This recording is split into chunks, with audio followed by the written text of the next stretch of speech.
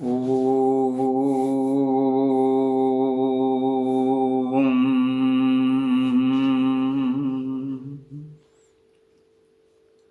कृष्णं वन्दे जगद्गुरुम्।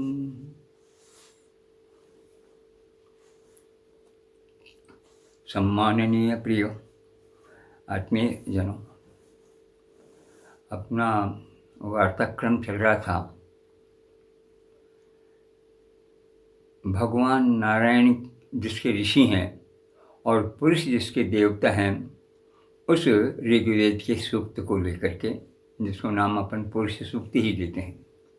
उस पुरुष सूक्ति के क्रम में ही सांयोगिक परंपरा कहनी चाहिए कि गीता जयंती आ गई।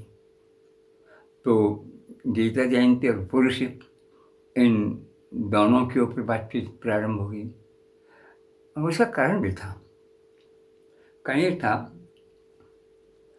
कि भारत में संपूर्ण वाङ्मय केवल दो ही भागों में है, वैदिक और दूसरा जो वाङ्मय है उसको हम बोलते हैं स्मृति। तो वैदिक को तो बोल जाते हैं श्रुति और दूसरे वाङ्मय को बोल जाते हैं स्मृति।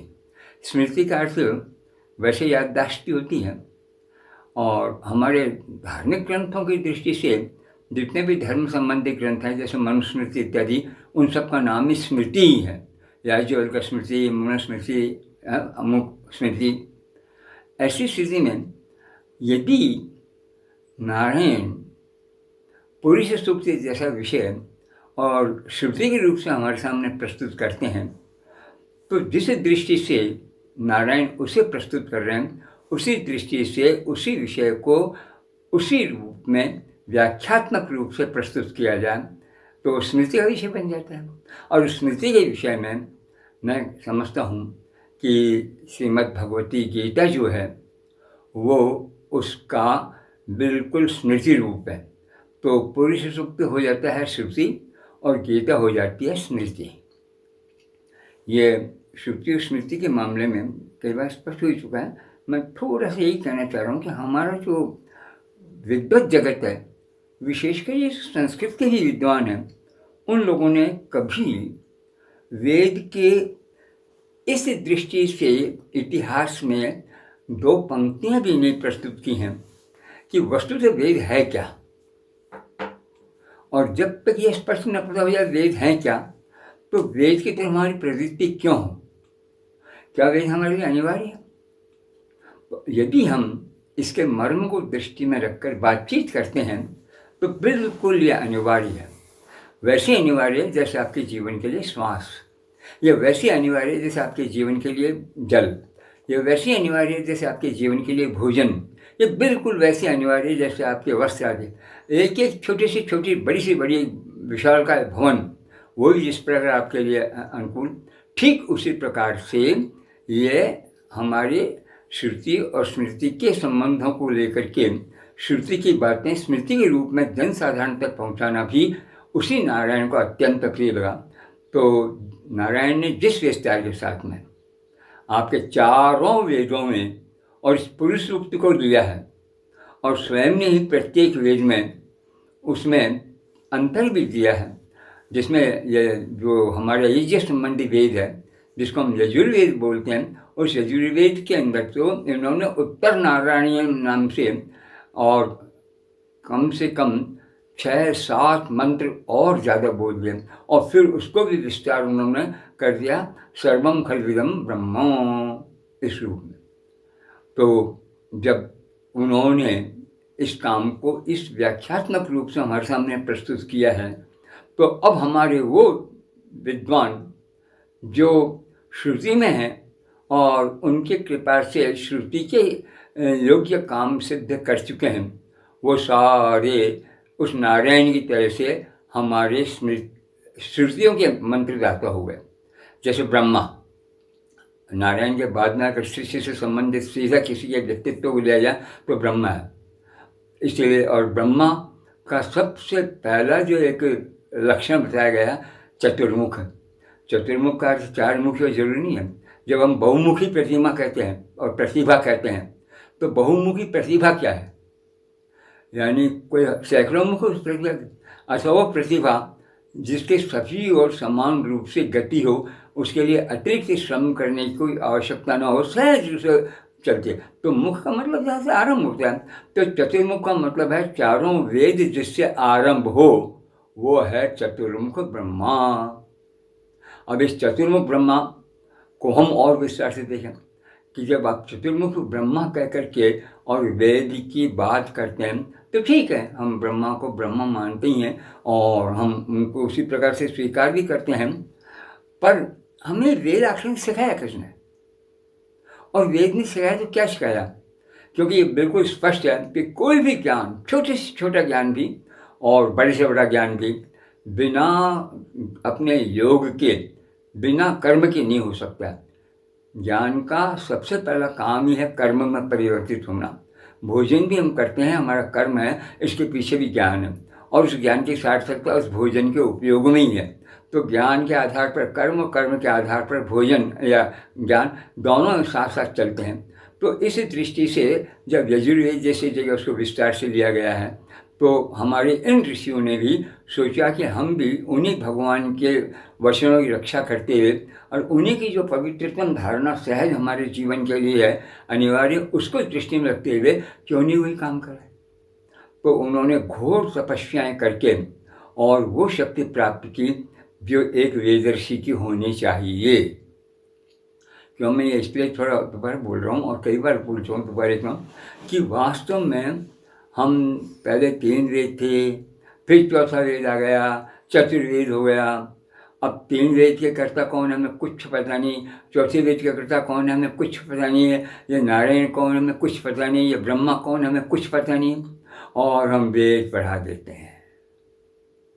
एक व्यक्ति जो सामान्य कक्षाओं से प्रारंभ करें, यदि मान लीजिए हमारे विद्यालयों की कक्षा में अगर ये विषय नहीं भी आता हो, तो जब महाविद्यालय में प्रारंभ करते हैं और इतना सा कहकर वेद को छोड़ देंगे, वेद व्यक्ति को पढ़ना चाहिए, ये और थोड़ा सा समझा देंगे, बात समाप्त हुई। आखिर में व्यक्ति सोचेगा कि जब आगे मैं इंजीनियर बन जाऊँगा, मैं चिकित्सक बन जाऊँगा, मैं नाना प्रकार के शिल्प शास्त्री बन जाऊँगा, व्यापार करने लगूँगा, वेद का वहाँ क्या उपयोग है? हाँ, वेद की वहाँ क्या आवश्यकता है? ये कभी उसके मस्तिष्क में आता ही नहीं है और जीवन में आता ही नहीं है। और हम कहते हैं कि जब संपूर्ण समाज को हमने एक दूसरे के सहयोग की दृष्टि से एकात्मा के रूप में प्रस्तुत किया, एकात्मा, चातुर्वर्ण शब्द एकात्मा को बता रहा, चतुर्णाम वर्णानाम समाहार चातुर्वर्णम, चारों वर्णों का एक समुदाय, उसका नाम है मानव, उसका नाम है चतुर्वर्णधर मनुष्य।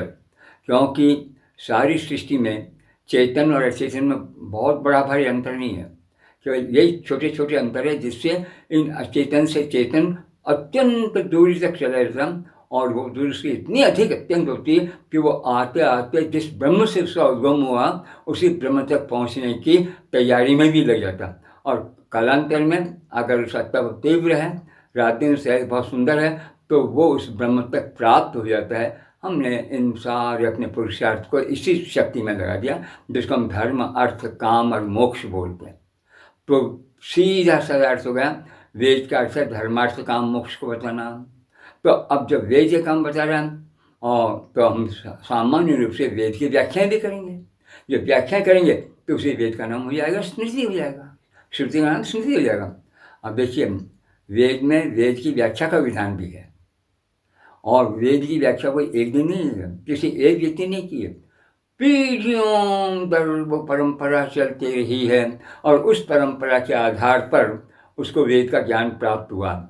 आपको मैं उसी अपने, जिसका आज हम ईशावासी उपनिषद के नाम से बहुत अच्छी तरह जानते हैं, जो वस्तुतः वेद का ही एक पूरा सूक्त है, और जिसको हमने लोक व्यवहार में संस्कृत के उपनिषदों के रूप में पढ़ते हुए सबसे पहला स्थान दिया है। उस ईशावास्य उपनिषद में जो कुछ मंत्र हैं आगे के, उनमें क्या कहा गया है कि मनुष्य को ज्ञान और कर्म इन दोनों का समान रूप से प्राप्ति का ज्ञान होना चाहिए, और उनको किस प्रकार से किया जाए यह कर्मशीलता भी आनी चाहिए। तो उस ज्ञान की प्राप्ति इसका नाम रख दिया गया विद्या, और उस कर्मशीलता की प्राप्ति उसका नाम रख दिया गया अविद्या। हम लोग तत्काल एकार से उल्टा ले लेते हैं, जैसे अंत उल्टा अर्थ से अनंत, तो इसी प्रकार से साधु उल्टा अर्थ हो गया असाधु। ये यहाँ असाधु अनंत आदि में जो नय है उसका जो अ रहा है वो नय वाला है, नहीं नय विद्या अविद्या नहीं है। तो फिर क्या है, नए शब्द का अर्थ समान भी है। नए शब्द के अनेक अर्थ हैं, पर मोटे तौर पर क्योंकि बिल्कुल विद्या के तुल्य है, किसी भी स्थिति से विद्या से कम नहीं है, किंतु विद्या नहीं है। बस विषय के थोड़े से भेद को दृष्टि में रख करके हमने इतना ही नाम ले लिया, जैसे सोच सगे रहने हों दोनों और एक सी हों बिल्कुल शक्ल सूरत बातचीत वगैरह में, और उनमें जन्म के समय में भी थोड़ा सा ही अंतर हुआ है, पर फिर भी एक बड़ी और एक छोटी व्यवहार में हो जाएगी। फिर हम आगे बढ़ेंगे तो उनको पुकारने के लिए नाम भी हम अलग करना, क्योंकि एक से बिल्कुल चल नहीं दिया गया, कैसे व्यवहार ही नहीं पड़ेगा। तो उन्होंने उस एक विद्या को ही दो नाम दे दिए, एक वो है बस जिससे ऊपर कोई दूसरी विद्या है ही नहीं है, उसका नाम है विद्या, और दूसरी वो है कि जो अविद्या से किसी भी कम नहीं है, पर बराबर अविद्या से बहुत ऊपर उठ करके और उस विद्या के संपूर्ण लगी हुई है। तो जो अविद्या नहीं है और अविद्या है और विद्या से लगी हुई है, उसका नाम है विद्या। तो विद्याश्च व अविद्याश्च यस्तिद् वेदो भयं सः, अभी वेद कह रहा, हम नहीं कह रहे। विद्याश्च, ये जो विद्याएँ जितनी भी, एक बहुवचन है, विद्या विद्ये विद्या, विद्या से ते अविद्याश्च, जितनी भी विद्याएँ हैं और जितनी भी अविद्याएँ हैं, तो क्या होगा, दोनों को ही साथ साथ लेना चाहिए। तो वही साथ साथ क्यों लेंगे, तो मैं कहना आपका यही सूत्र है पुरुषार्थ का, धर्म अर्थ काम मोक्ष। तो इन दोनों को साथ चलने लेने पर ही हम पूरे धर्म से लेकर के मोक्ष तक के सारे अपने पुरुषार्थ को भली भांति जान जाएंगे। तो विद्याचा यश्चान है उभ्रस है, इन दोनों साथ। तो क्या होगा उसका लाभ कि पूर्व का जो तीन चीज़ों वाला पक्ष है, धर्म अर्थ और हमारा काम, इन तीनों पुरुषार्थों की प्राप्ति यही हमारे ऊपर मृत्युंजयता है। मृत्यु को जीत लेना, मृत्यु को अपने कब्जे में कर लेना। अरे मृत्यु को सामान्य अवस्था के रूप में देखा कि हमारा जीवन का जहाँ प्रारंभ दिन है और जीवन का जो अंतिम दिन है, एक सूत्र बंधा हुआ, प्रारंभ के दिन को हम पहला बोलनी है, अंतिम दिन को आखिरी बोलनी है। इसलिए हम देखिए मृत्यु के बाद में होने वाली जितनी भी प्रक्रियाएं होती हैं उनका नाम है अंत्येष्टि। इष्टि शब्द का अर्थ होता है यज्ञ, और अंत्या में सबसे अंत में होने वाली, इष्टि शब्द स्त्रीलिंग है, इसलिए अंत्या इष्टि अंत्येष्टि, जीवन में अंत में, और निश्चित मान अंत्येष्टि वो दूसरा ही करता है व्यक्ति अपनी अंत्येष्टि, क्योंकि उसे अपनी अंत्येष्टि जो करनी थी, अंतिम जो इच्छाएं थी वो इच्छा से उसने प्राप्त कर ली। तीन पुरुषार्थों को प्राप्त करके और उनके सफल प्राप्ति के बाद इस सांसारिकता की छोटी मोटी उठाने चढ़ाने गिराने और सारी वृत्तियों से पार हो गया है। यह अविद्या मृत्युम त्यक्त्वा, अविद्या से मृत्यु को पार करके, मृत्यु के कारणों को पार करके, मृत्यु के भयों को पार करके, मृत्यु के और भी जो कुछ भी जिस प्रकार के आक्रमण है उनको पार करके, और फिर क्या करता है, विद्या अमृतमश्नुते, उसी विद्या के बल से उसी अमृत को भोग लेता है, उसमें व्याप्त हो जाता है, उसको अपना बना लेता है। अमृतमश्नुते यह वेद का मंत्र है, पर फिर भी वेद में अगर शब्द स्पष्ट शब्दों में लेना चाहें तो इसी यजुर्वेद में, जिसे अपन कर्म वेद कहते हैं, वो वेद कहते हैं, ये कहता है शृण्वन्तु विश्वे अमृतस्य पुत्रः, अरे संपूर्ण विश्व के अमृत पुत्र सुनो, हम जो कह रहे हैं, ये वेद कह रहा है सुनो, और हम कह रहे हैं शृण्वन्तु विश्वे अमृतस्य पुत्र। अब बताइए वेद अमुक पढ़े अमुक नहीं पढ़े, अमुक को पढ़ना चाहिए अमुक को नहीं पढ़ना चाहिए, अमुक को वेद पढ़ने पर ये सजा होगी, अरे पढ़ना तो बहुत दूर की बात है, अगर उसने सुन भी लिया तो कानों में पिघलता शीशा डाल दो। इनका नाम लेने वाले भी ऋषि हैं।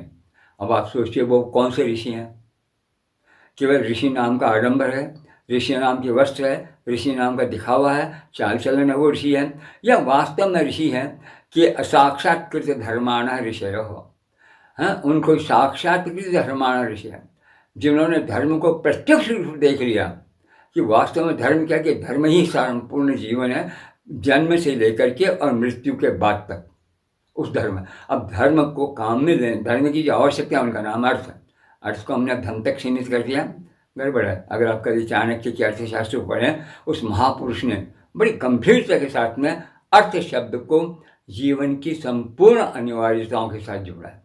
और संपूर्ण अनिवार्यताओं से पहला ही सूत्र है कि मनुष्यवती पृथ्वी अर्थ हो, संपूर्ण मनुष्यों के लिए सारा धरातल है, इसी का नाम है अर्थ। क्योंकि हमारा सबसे बड़ा अर्थ तो है, टिकने के लिए पैर चाहिए, कहाँ रखें, धरातल पर रखें। और इस अर्थ से संबंधित जो शास्त्र है, इस अर्थ को कैसे बढ़ाना चाहिए, कैसे अनुकूल करना चाहिए, कैसे हमारे ढंग से उत्पादन कर सके, किस प्रकार उनकी वजह हम सब कुछ अपनी प्राप्तियाँ इसमें से ढूंढ सकें, ये सारा प्रयत्न हुआ अर्थ में आ जाता। हमने पैसे को अर्थ समझ लिया, ये तो एक व्यवहार का तरीका है। जानते कुछ वर्ष पहले तक जब बहुत कम लोग जो है सिक्के काम में लेते थे, केवल वस्तु के बदले वस्तु मिल जाती थी, और वहाँ अर्थ नाम की चीज पैसे के नाम से सामने ही आ गई। तो अर्थपति, इसलिए राजा को कभी कभी अर्थपति भी कहा गया, क्योंकि पृथ्वीपति, अरे भूपति तो खूब बोलते हैं, भूमिपति सब बोलते हैं, अर्थ शब्द से लोग परिचित हैं। और आज अर्थपति शब्द चाणक्य का देख करके दुनिया समझने लगी ये राजनीति शास्त्र है। अर्थनीति, अर्थशास्त्र धन से संबंधित शास्त्र है, अर्थ नहीं, पृथ्वी से संबंधित शास्त्र है। और संपूर्ण पृथ्वी की सारी संपदा को आप तक देने वाला है, इसलिए अर्थशास्त्र है। तो इस प्रकार जब धर्म का खास आधारभूत वस्तु हो गई उपयोगिता में आने के लिए अर्थ। और अर्थ को कैसे करेंगे, जो हमारी सारी कामनाओं को पूर्ति करेगा। जिस प्रकार की कामना उसी प्रकार का अर्थ, और जैसा अर्थ वैसी कामना। बस जब ये तीनों पूरे हो जाएंगे तो जीवन में क्या करने को शेष रह जाता, कुछ नहीं रहेगा। बस यहाँ तक आने का मतलब, अब जो अविद्या नाम की वस्तु है उसने आपकी इस मृत्यु के भय को दूर कर दिया। तो श्रीमंत विश्व अमृतस्य पुत्राः, हे अमृत पुत्रों सब सुनो, विश्वम एक भी खाली नहीं है। सर्वे भवन्तु सुखिनः, सर्वे सन्तु निरामया, सर्वे भद्राणि पश्यन्तु, माँ कश्चित् दुर्भाग् भवेत्। गणना हम बहुवचन से ही करेंगे, पर जोर देंगे एक वचन पर आकर, सभी सुखी हों, सभी सबको, पर एक भी दुख प्राप्ति करने वाला न हो। अर्थात सारे सारे व्यक्ति समान रूप से सुखी हो सके न हो सके, वो नहीं है। अपना अपना पुरुषार्थ, उस पुरुषार्थ के हिसाब से अपनी प्राप्ति, और प्राप्ति के हिसाब से कामनाएं, कामनाओं के हिसाब से फिर प्रसन्नता वाली बात, काम की पूर्ति, बस यही तो हुआ ना। परंतु ये कह रहा है दुख किसी को भी न हो, माँ कश्चित् दुखम आपनुयात्। कोई भी एक सामान्य से सामान्य भी जिसे कहा जा सकता है वो भी दुखी न हो। तो इसका मतलब सामान्य असामान्य इसमें कोई अंतर नहीं है। अंतर केवल इतना सही है कि जीवन दुखमय है या जीवन सुखमय है। तो कोई भी व्यक्ति तनिक भी दुखी न हो हमारे पास में। अब आप सुख दुख क्या इसको लेके कितना सामान्य है, सुख दुख। ख इंद्रियां, इंद्रियों के द्वारा हमारे सारे भोग हैं, खाना पीना ये सब इंद्रियों के ही अनुकूल है, बोलना करना ये सब कुछ इंद्रियों का ही देना। ज्ञानेन्द्रियाँ कर्मेंद्रियाँ, तो 5 ज्ञानेन्द्रियाँ 5 कर्मेंद्रियाँ, ये 10 इंद्रियों के हम स्वामी हैं। इसलिए प्रत्येक आत्मा दशरथ है, 10 दिशाओं में सर्वत्र बिना रोक टोक के जो अपने को ले जा सकता है और मंजिल तक पहुंचा देता है, उस रथ के ऊपर सवार जो शक्ति है उसी का नाम तो ब्रह्म है, उसी का नाम आत्मा है। और जब तक हम उस ब्रह्म आत्मा के इस स्वरूप को प्राप्त नहीं करेंगे, हमारे ध्यान में लेना व्यर्थ हो जाता है। इस बात पर हमारे प्राचीन आचार्यों को जबरदस्त जोड़ा, इसलिए उन्होंने कहा कि हमें श्रुति और स्मृति इन दोनों को समान रूप से लेना पड़ेगा, क्योंकि स्मृति के और श्रुतियों में मिलकर के विद्या और अविद्या है। जब ये स्पष्ट हो जाता है कि वेद ही विद्या विद्या नाम ले रहा है, वेद ही श्रुति स्मृति नाम ले रहा है, और वेद ही जब आपको उसको मृत्यु से तारने वाला और अमृत तक तो पहुँचाने वाला ले रहा है, तो अब जानने को कौन सी चीज़ बाकी रह गई है।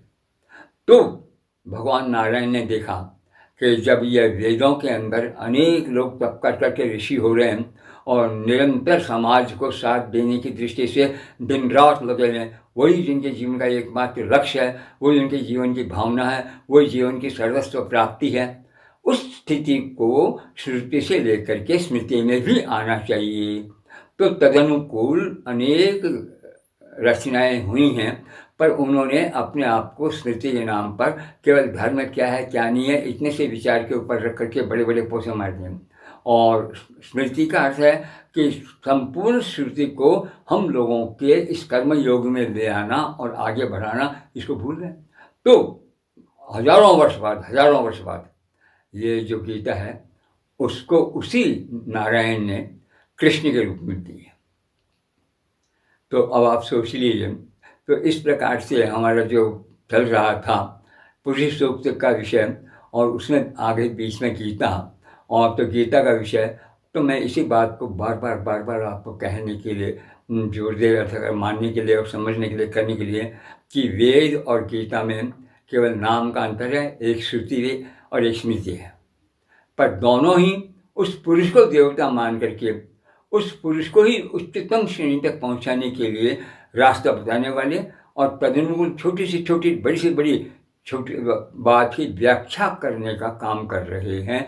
यह है श्रुति और स्मृति। तो अब ऐसी गीता को लेकर के यदि हम अपनी संकीर्णता के वशीभूत और गीता के नाना प्रकार के दोषों की न करने लगे, उन्हें क्या कहा जाए? इसकी व्याख्या गीता ही कर देती है, हमें कहने की जरूरत नहीं है। कि देखा तुम, दोनों प्रकार के व्यक्ति होते हैं, एक दैवी संपदा को लेकर आने वाले, एक आसुरी संपदा को लेकर आने वाले। इसका मतलब लेकर आने वाले का अर्थ स्पष्ट है, ये जन्मजात गुण होते हैं। हम ईश्वर की कृपा से अपने पूर्व जन्मों के सुकृत से कुछ ऐसी दिव्य संपदा लेकर आए हैं कि नाना प्रकार की जागतिक अव्यवस्थाएं भी, जागतिक नाना प्रकार के हमारे रोक लगने वाले अवरोध भी हमें परेशान ना कर सके और हम उसके ऊपर से आगे निकल जाए। एक बात, अब ऐसी स्थिति में जब यह है, तो अब आप सोचिए कि गीता को यह बताना कि गीता व्यक्ति को मीठा जहर दे रही है। हाँ, मानते हैं मीठा जहर देती है। अपने इसी प्रकार के कार्यक्रम में एक बार जब ये गीता का एक श्लोक आया था, तो एक व्यक्ति ने खड़े होकर प्रश्न कर ही दिया कि साहब, कुर्वन्नेह कर्माणि जिजीवेश्वरम समझ, तो हमारे समझ में आ जाता है, पर गीता ये क्या कर रही है आखिर? क्या कि कर्मण्येवाधिकारस्ति मा फलेषु कदाचन। तो गीता कहती है बेटा तो 30 दिन कमा, तेरा काम है, पर कमाई हमारी है, हम दें या न दें। ते अधिकार कर्मणि एव मा फलेषु, फलों में नहीं, कदाचन, कभी भी किसी भी स्थिति में कोई ऐसी स्थिति नहीं आने वाली कि तुम सीधा कर्म को अपने हाथ में ले लो, उसको फल को अपने हाथ में ले लो। अब वो संस्कृत का ज्ञान बढ़ाने के लिए का, और मुझे तो आप केवल इसका पता बताइए क्या अर्थ है इसका, कर्मण्येवाधिकारस्ति मा फलेषु। अब सारे लोग हंस गए कि पूछ भाई, तो बहुत अच्छा प्रश्न किया तुमने। मैं अब तुम बता दो कि पुरुष जब है तो ये कर्म है, उसमें मेरा अधिकार है, फल में मेरा अधिकार है। ये अधिकार शब्द क्या है? अधिकार क्या है? तुम बोलो, इतना जोर दे रहे हो, बोलो अधिकार क्या है? तुम कर्म कर सकते हो, उस पर तुम्हारा अधिकार है, अर्थात तुम्हें कर्म करने की संपूर्ण क्षमताएं उस परम पिता परमात्मा ने दी हैं, पर वो आपको फल मिल जाए उसके अधिकार की आवश्यकता ही नहीं है, क्योंकि बिना कर्म के फल है ही नहीं। अरे मेरा भले आदमी, तुझे अगर में भूख लगे तो तू कहीं यहीं बैठे बैठे भूख खत्म हो जाए, ये मेरा अधिकार है, कर ले खत्म। ऐसा कौन सा काम है? तुझे निमटने के लिए शौच से घर तक जाना है, यही हो जाए फल प्राप्ति, कर ले। किसी से तू प्रश्न कर रहा है, यही उत्तर हो जाए। अरे प्रश्न यह है कि तुम कर्म करो, कोई भी कर्म फल शून्य नहीं होता है।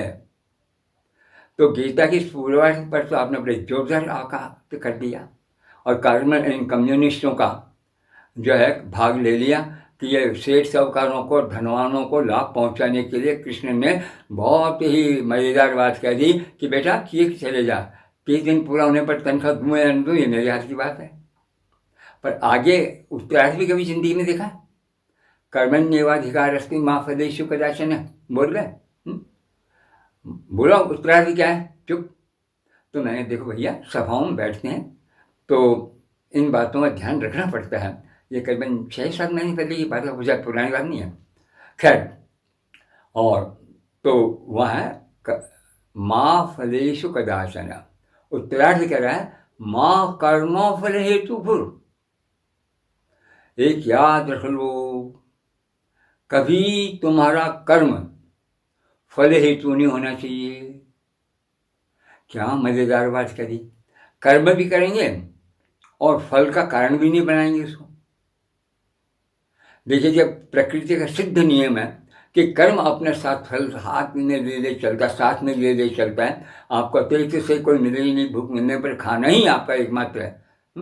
जिज्ञासा होने पर योग्य व्यक्तियों के पास में जाकर, अरे योग्य छोड़िए, कभी कभी तो सब जगह रास्ता जा रहे हैं, हम यात्रा कर रहे हैं, कार में चल रहे हैं मस्ती में, पर रास्ता भूल गए, एकदम से 2 अलग 3 आ गए ध्यान, तो जो भी व्यक्ति आएगा वो हमारे लिए श्रेष्ठ है। अब भाई साहब, ये रास्ता किधर जाएगा, और वो आपको रास्ता समझा देता, आप पहुँच जाते हैं। और वो आपकी जिज्ञासा का निवारण करने वाला एक सामान्य व्यक्ति था। पर सामान्य व्यक्ति आप विशेष रूप से कहेंगे कि आपको रास्ते की आवश्यकता थी, आपने रास्ता पूछा, उसने रास्ता बता दिया। आप चूँकि आपका उससे कोई संबंध नहीं, अपना सामान्य विषय जा रहे, सामान्य होगा, पर वो असामान्य है ये आपको कैसे पता चलेगा। तो सामान्य असामान्य का अंतर, तो बल्कि हम तो कहते हैं असामान्य से सामान्य बड़ा होता है। सामान्य शब्द का जानते हैं, समान भाव वाला। समान का जानते हैं, मान माने नापतोल और सय माने तुल्य। तो सारे नापतोल जिसके एक दूसरे के साथ में संयोग रखने वाले हैं, एक दूसरे से विरोध में कहीं नहीं है, इस प्रकार का समान, और समान का भाव है सामान्य। अब बताइए, हमारा समाज असामान्य लोगों का समुदाय या सामान्य लोगों का समुदाय, और सामान्य में ही असामान्य खड़ा हो रहा नहीं हो रहा, वो असामान्य इस रूप में हो जाएगा कि उसका मापतोल आपके जैसा ही है, पर आपसे थोड़ा सा इसके मात्रा का अंतर पड़ गया। तो कृष्ण कह रहे हैं माँ कर्म फल हेतु भूर, तो कर्म के करने के लिए उसको फल का हेतु मानने वाला मत बनना। कर्म फल हेतु माँ भूत, कर्म का फल मुझे मिल रहा है, मिलेगा, मत बन। तो कहते हैं वह बेवकूफ़ी पराकाष्ठ हो गया, अपने सबको बेकार बना के बैठ गया कि नहीं, कर्म छोड़ने की भी तेरी इच्छा नहीं होनी चाहिए। माते कर्म, तुम्हारे इसमें कर्म में दूर का संबंध ही नहीं। तो इसका मतलब कर्म ही आपका फल है, और कर्म को ही केवल फल प्राप्ति के उद्देश्य से लेकर आप कर रहे हैं, मत कीजिए। और क्यों, इसकी वजह से कहीं ये नहीं है कि आप अकर्म में पड़ जाएं, कर्म करने ही छोड़ दें। हम फेल हो फल का कारण तो मानते नहीं है, तो क्यों करें। तो अब जब तीनों चरणों पर अपन बातचीत करते हैं, तो वहाँ पर गीता कहता है कर्म भी है, विकर्म भी है। हाँ, गहना कर्मणो गति, कर्म की गति से समझ लो। नाना प्रकार के सारे कर्म, सारे चिकित्सक होते हैं, सब चिकित्सा करने वाले होते हैं, पर हर चिकित्सक सफल क्यों नहीं होता है, एक सा क्यों नहीं होता है। एक को लोग क्यों 10 माइल दूर से जाते हैं, एक को घर के पड़ोस में होते हुए नहीं पूछते हैं, क्यों। चिकित्सक नाम जरूर है, और चिकित्सक सामान्य है। सचमुच है, आप गए और आपकी चोट आ गई और उसने आपको दवा दे दी, आप ठीक हो गए, पर उससे बैंगलोर से आगे जाए आप निदान में बताएंगे तो बीमारी क्या है, मैं तो नहीं कर सकता। तो अब आप तो सहज स्वीकार कीजिए कि सभी की एकता में जो एक वस्तु है वो समान तुल्य मान वाली है। अगर आयुर्वेद का तुल्य ज्ञान हो, चिकित्सा शास्त्र का तुल्य रूप से उसमें हमारा योग हो, तो निश्चित सभी वैद्य तुल्य हो जाएंगे, पर हम उनके तुल्य नहीं होंगे। पर हम उनसे तुल्य नहीं है, पर हमसे भिन्न जिस प्रकार काम करके उनकी आवश्यकता ही पूर्ति कर रहे हैं, तो क्या हम उनसे तुल्य होते ही उनसे असमान नहीं हुए। तो कहीं समानता कहीं असमानता केवल हमारे योग का परिणाम मात्र है। और गीता में कृष्ण ने विभूति के नाम पर इसी चीज़ को बता दिया। अब क्या ये गीताकार की अयोग्यता कहें कि लोगों को बेकार रास्ते झूठे जिसे दिखावे होते हैं आकर्षण में डाल करके और निशा, मैंने कहा अगर ऐसा व्यक्ति कहता है, बड़ी मस्ती से आप कह दिए हमारा योग दर्शन वैसा ही है। क्योंकि योग दर्शन में तो प्रारंभ यही तो होता है कि योग है चित्त वृत्ति निरोध है। आपके मन में हजारों हजारों हजारों प्रकार की दौड़ें लग रही हैं, वृत्तियाँ, अब उस चित्त वृत्तियों को अगर आप इकट्ठा करके और उसमें से उपयोगी को लेकर आगे बढ़ने की चेष्टा नहीं करेंगे तो पागलों से दौड़ते जाओ, इधर दौड़ो, आज इधर कल उधर, आज इधर कल उधर।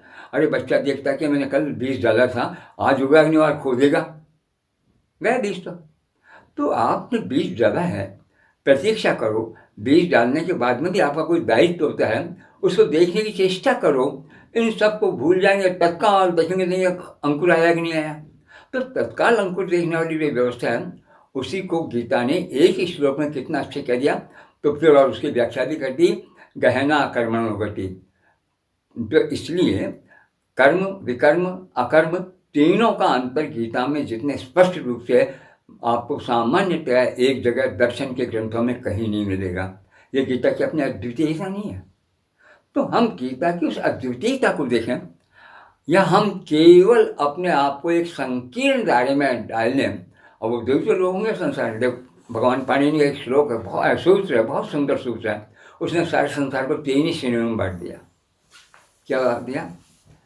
एक तो है अस्ति, एक है नास्ति, दूसरा है दिष्ट।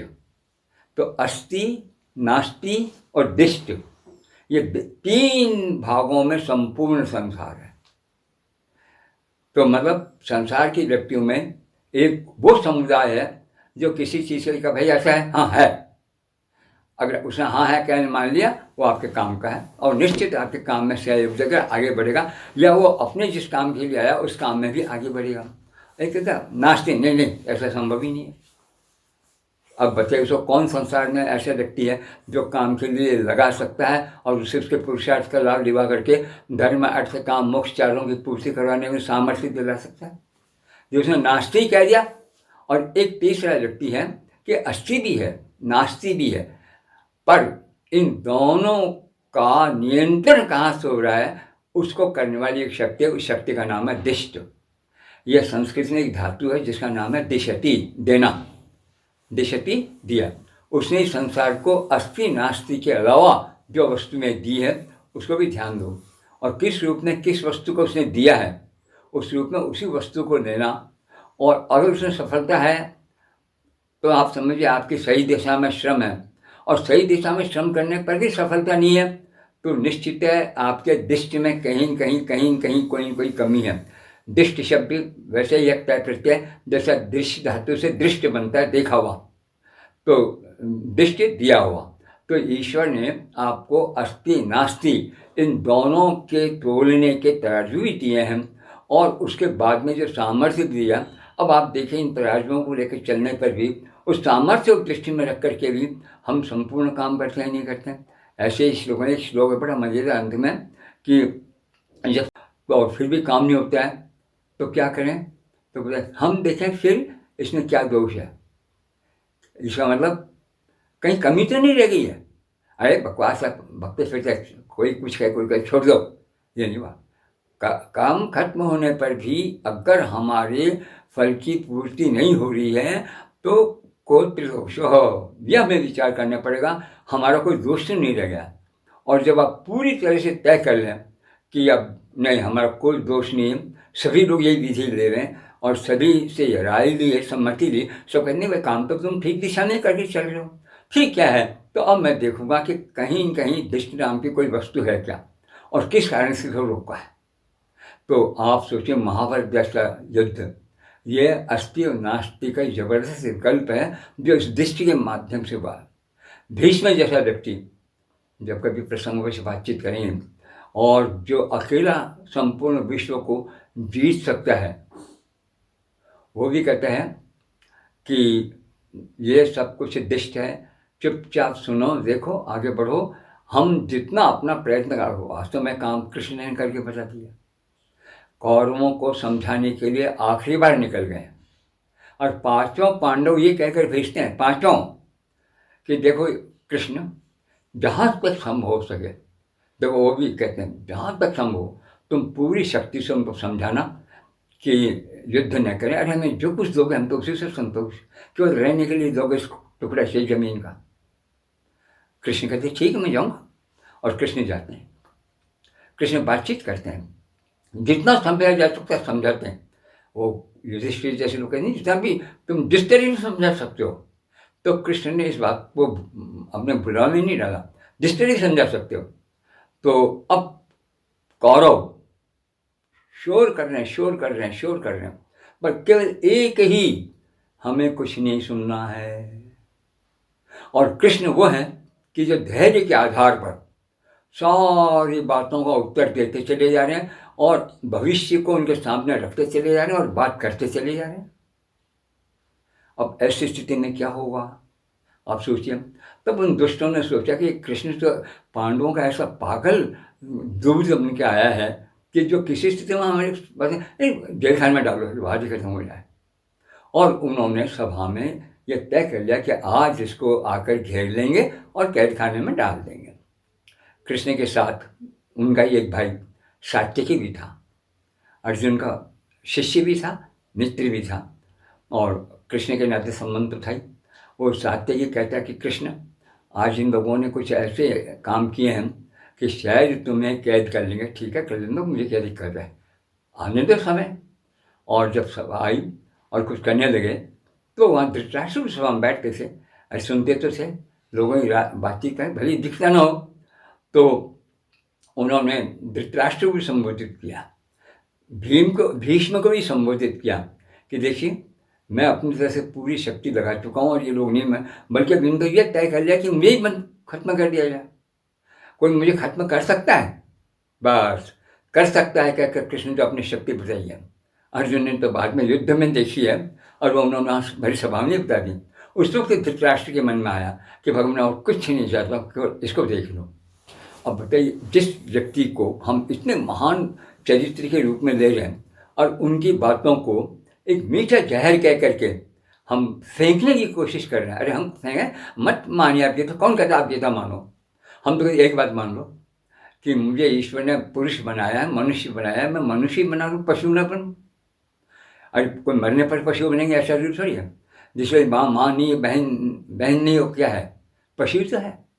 एक सांड जिस गाय को पैदा करता है, बछड़े को, वही बछड़ा, वही गाय एक बछड़े को जन्म देता है, 3 से 4 वर्ष वो बछड़ा जन्म देने वाली माँ से भी बच्चा पैदा कर देता है। तो क्या हम पशु बन जाए?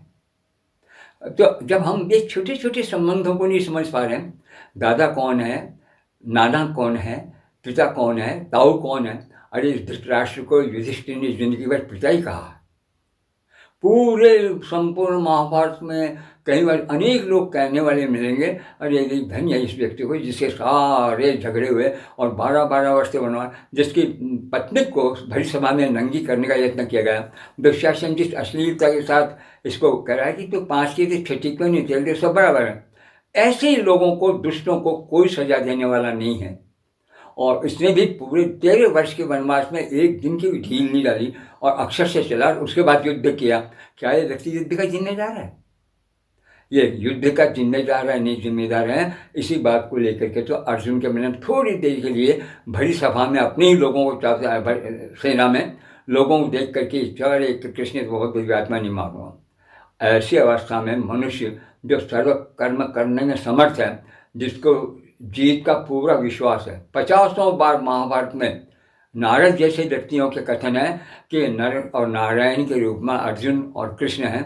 ऐसी अवस्था में संसार में अर्जुन की कहीं पराजय हो जाए हमें कहीं दिखाई नहीं देता। जिसे देखो वही एक बात, 50 बार महाभारत में कहा है नर नारायण का जोड़ा है। अब नर नारायण का जोड़ा का अर्थ क्या होगा? नर में ही नारायण है, नारायण के साथ नर हमेशा है। तो उस स्थिति को भी हम भूल गए। तो इन शब्दों को, इनके जीवन को हम भूलते जा रहे हैं। भूल इसलिए जा रहे हैं कि हमने वेद और वेदांत इनको एक तरफ रख दिया। आज भाषा के साथ जितना भयंकर अन्याय हो रहा है, मैं समझता हूँ आज के समय के तुल्य पतित मनुष्य कभी विश्व में नहीं हुआ। और जिसने भाषा के लिए सब कुछ किया, सरस्वती वाग्देवी भी वही है, आपकी जीभ वो भी सरस्वती है, और जो कुछ आप बोल रहे हैं वो भी सरस्वती है। तो जन्मजात आपको सरस्वती प्राप्ति है, जन्मजात महर्षियों की प्राप्ति है, जन्मजात नारायण के जैसे आपको जो है वेद के सूक्त प्राप्त हैं, गीता प्राप्त है। और उसके बाद आप अगर कुछ नहीं कर पाते हैं, और इसे शास्त्र की, इसकी गीता की, इनकी, अरे हमने कर्मों को अगर काम बोल दिया, कम बोल दिया तो क्या गड़बड़ हुई? अरे कम को काम बोल दो तो क्या गड़बड़ हो? पर ये काम और वो काम अगर एक हो गया तो कर्म का जो काम बना है और संस्कृत का जो काम है, इन दोनों में शब्दों की समानता जरूर है, अर्थ का भेद है। तो एक एक शब्द को बोलते से बोल दिया तो अपना काम कर, ज़्यादा चक्कर में मत पड़। बस ज़्यादा चक्कर में, हम आपको मालूम नहीं कि ये विषय जब अपना आएगा तो मैं कहूँगा कि सबसे पहला जो विषय है वो शिक्षा का है। शिक्षा का एक ही काम है, एक एक वर्ण, ये स्वर और व्यंजन, उसको इतने श्रेष्ठता के साथ आप उच्चारण करो कि ये बारीकी कोई लगा क्या कि अकेला 18 प्रकार से बोला जा सकता है। ये पाणिनि की शिक्षा में है, और पाणिनि आखिरी व्यक्तियों में है अपने व्याकरणों में। उसके पहले सैकड़ों व्याकरण और हो चुके हैं। तब से लेकर आज तक हम वेदांग की चर्चा करते जा रहे हैं। वेदांग के नाम पर हम उसको सीख नहीं करते हैं।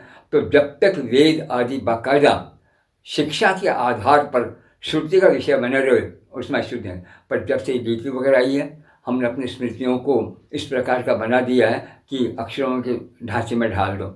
अब यहाँ किसी को अक्षर समझ में आया नहीं आया, एव का अगर सेव हो गया, एव का एवं हो गया, अयु हो गया, और चल रहा है। आज एक ही संस्करण को 10 बार सुधारने की कोशिश करो, परंतु अंततः विकृत होकर निकलेगा ही निकलेगा। क्या हम जो वाग देवी के प्रति इतनी निष्ठा नहीं रख सकते हैं? तो हजारों वर्ष के प्राचीन साहित्य को छोटी छोटी बातें लेकर उड़ा देने की कोशिश कर लेते हैं और देखते नहीं हैं।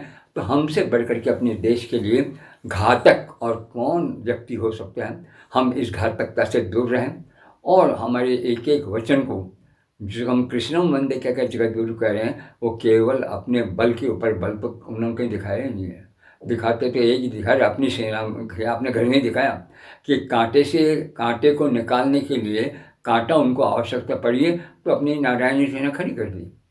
और जब उनको गांधारी जैसी देवी ने क्रोध में शाप दे दिया कि देवी ये तो देखो मेरी नारायणी सेना, इसको नष्ट मैं ही करूँगा। अगर मैं इसको नष्ट करके नहीं गया तो संसार की क्या स्थिति होगी? अब आज देख लीजिए आप किसान आंदोलन में क्या हो रहा है। तो कृष्ण का एक एक वाक्य इन सब का ये भावी चीज़ों का संकेत करने वाले हैं कि ईश्वरीय सत्ता सदैव आपके साथ है, रहेगी, बशर्ते कि उस ईश्वर सत्ता को आप दिव्यता के साथ देखें, आसुर वृत्ति से न देखें। और अगर हमने गीता को भी इस प्रकार का मान लिया तो हमारी आसुर वृत्ति में कोई शेष नहीं। तो आसुरी वृत्ति से उठें, दैवी वृत्ति में आएँ, और दैवी वृत्ति में आएँ तो हमें पड़ेगा चंद्रमा हमारा मन है, सूर्य हमारी आँखें हैं, पृथ्वी हमारी पैर है। अरे कितनी बड़ी चीज़ है सब। तो ये तो हम नहीं भूल जाते, एक एक शब्द को पकड़ कर लड़ रहे हैं, झगड़ रहे हैं, हजारों केवल दलित हैं। अरे ईश्वर ने दलित को पैदा ही नहीं किया। देखो तुम ही आपस में एक दूसरे को मार के दलित कर रहे हो और अपने अधूरे ज्ञान के आधार पर रोज लड़ते जा रहे हो। हाँ, गलतियाँ अपने भाइयों से हो जाती है तो क्या गला घोट रहे होंगे एक तो मार दें? तो ये सब बातें सोचने की, इसको हम सोचते नहीं हैं और शास्त्रों के ऊपर तत्काल कभी कभी आघात करना शुरू कर देते हैं। तो ये प्रक्षेप वाला मामला, अंदर बनाने वाला मामला जो है, ये बहुत बुरी हमारी एक नीति सी बन गई है।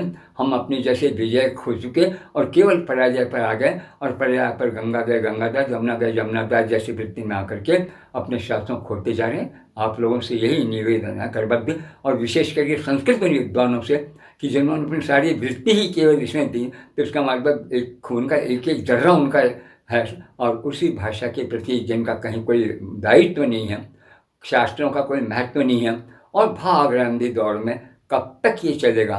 क्या इससे भी बुरी स्थिति लाने की आप कामना करते हैं? तो बात ये कर रहे हैं नहीं है तो क्यों नहीं हम संकल्प लेते हैं कि जहाँ हम खड़े होंगे वहाँ पर यही बातें रहेंगी, और हम जहाँ तक संभव होगा लोगों को ध्यान देने की चेष्टा करेंगे। धन्यवाद।